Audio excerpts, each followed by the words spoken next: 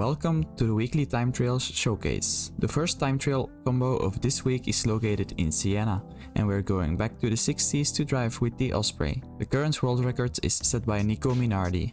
To start your fast lap, you should really take a wide turn out of the final corner and straighten up your car towards the inside of turn 1, as you can see on screen. For turn 1, you need to keep turning in as long as possible and let go at the second to last wooden pole on your left. Keep the car as straight as possible on the exit. Also, stay on the right hand side of the track. Cut the grass in turn 2. In turn 3, you should start turning in right around this tree. You should let go of throttle as long as you possibly can to ensure you make it around the corner.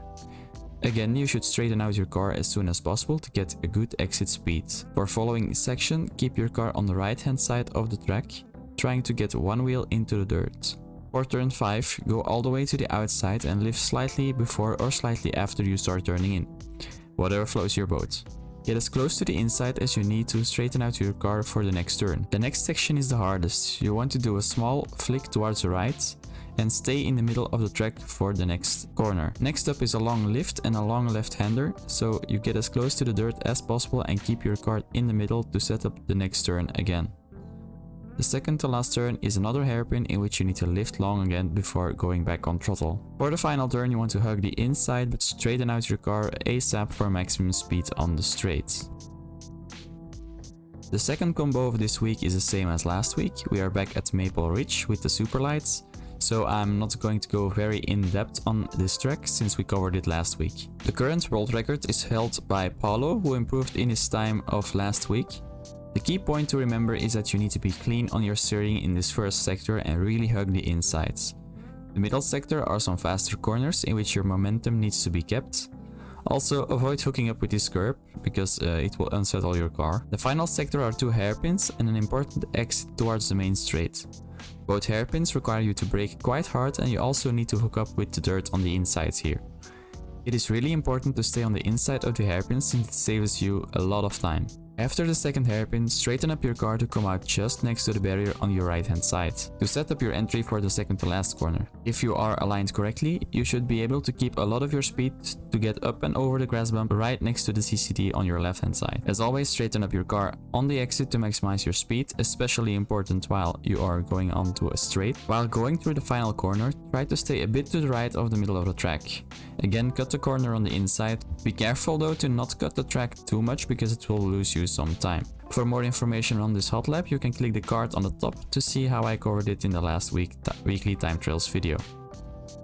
The final time trail combo is a Sweet Sugar Hill with the Piccino.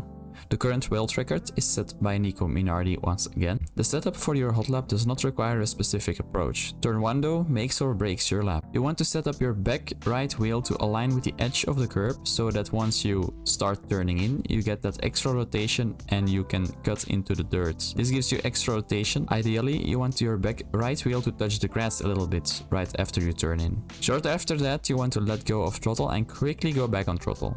We do this to get some extra rotation and some more grip in the middle of the corner, so you get a better exit speed. For turn 2, you want to start turning in sooner than you think and let go of throttle for the same reason as I mentioned before. Right before the exit, straighten out your car. Also, keep in the middle of the track for a bit. Once you get up to speed, you can go to the right hand side to set up your next turn.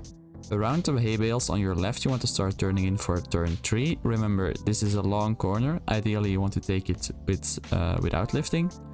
But if you notice you don't have a lot of traction mid-corner, you can let go very quickly of your throttle to regain the traction. Also note that you want to avoid the grass on the inside. This will unsettle your car very hard. The next part are the crucial part of these time trails. You need to take this as straight as possible with little turns, and for that we like to turn in very early to straighten out as soon as we can and to align the car correctly. Try to really hug the curbs and the barriers. You might make a lot of mistakes here, but it's good to learn the limitations of the straight line we actually want to take here, and you have to micromanage your corrections through the S's. The final turn you should see as a really wide double apex corner. There is little to no point where you cannot not turn for this section. Try to stick to the middle part of the track, cut the grass on the exits of the double apex. Don't cut it too much though, since you will lose again some speed by doing this. I hope you guys enjoyed these weekly time trials and have taken some notes out of this video to put into practice. Thank you all guys for watching, and I will see you on track. Bye bye.